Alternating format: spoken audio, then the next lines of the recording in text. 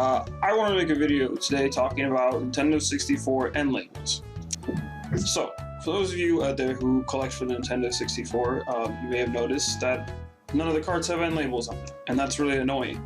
But this is a problem that a lot of collectors have started to address over the years, especially recently. It's something that I've seen is very popular, because with carts, not everyone collects boxes. Collecting boxes for older games, especially older cartridge games, is a real pain in the ass.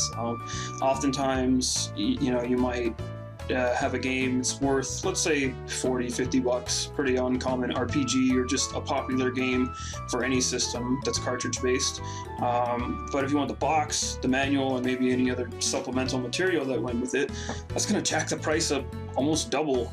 Sometimes I've seen people pay as much as the game for the box, and that's kind of ridiculous. Like, go see a game like Chrono Trigger, though. That game's always going to be popular and sought after, and people are always gonna be out there paying full heavy prices for all the materials that go with it. That's just what it's worth to some people. But most cartridge collectors, at least that I know, don't really go for boxes. It's a lot more popular these days to make custom cases, which that's one option that you can use for N64 carts. But even so, custom cases can also cost a bit. You have to account for the cases themselves, and then all the printing material and the ink you're going to use, and that can add up. It's a worthy project, and then you also have to consider shelving space as well. It's a really cool thing that you can do, but that again is also kind of a higher end option. So something that I've seen pop up very prominently in the last few years is end labels. This idea came about because a lot of older Nintendo games and other systems too have end labels. Like, for example, here's Castlevania on the NES. See, you have the front label here, and you have the end label on the side. It matches the color of the game card and the label in the front, and when stacked up against a bunch of other games, you can easily just pull it out and say, hey, it's Castlevania, let's go. But with N64 games, that's not the case. No matter how you stack them, you're never going to be able to tell. So fans have started to address that.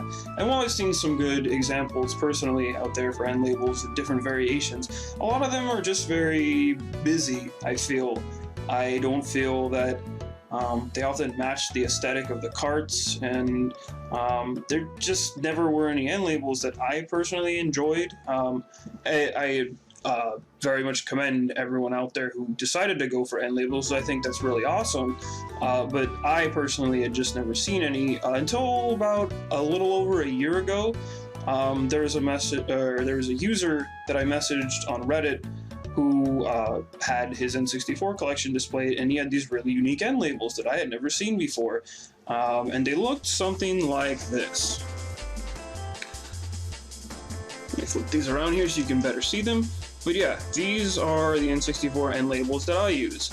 So here's the front of Creating Twist right here. You got the cart, you got the label, and then you got this on the side with the title that matches it just right. And I really like these.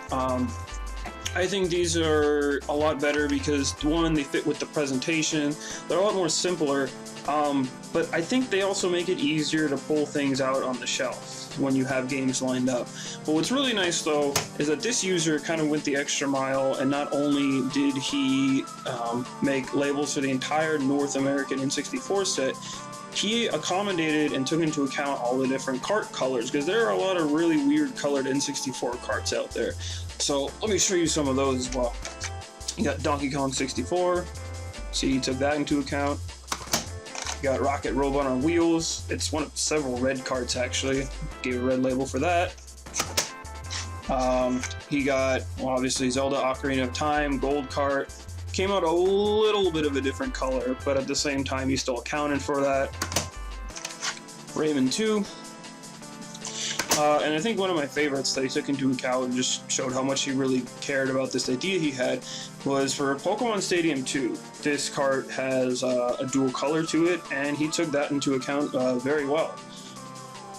But yeah, those are the N64 end labels that I like to use. I like them because they are simple and effective, and I think they line up a lot better on a shelf than some of the other labels out there that are a lot more busy.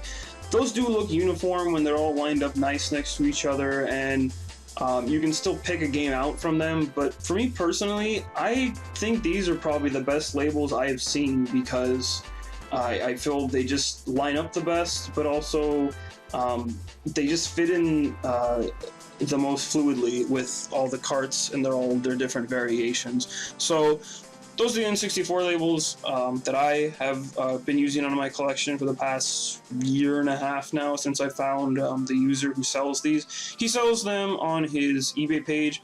If you would like contact information for this user, just message me. I can try and link it in the links, but he wasn't a guy looking for a lot of recognition. He just pretty much was like, hey, I make these cool labels, you want these variations, message me, and he'll give you his pricing information and stuff. I think for the whole North American set it was about 20 or 30 bucks, and I messaged him with some specific import titles that I wanted. Let's see, like here's Sin and Punishment. He even made a label for that for me, and I think that's pretty awesome. So he's down to do specifics if you have a couple things like that you want. Anyway, thanks for watching, and stay collective.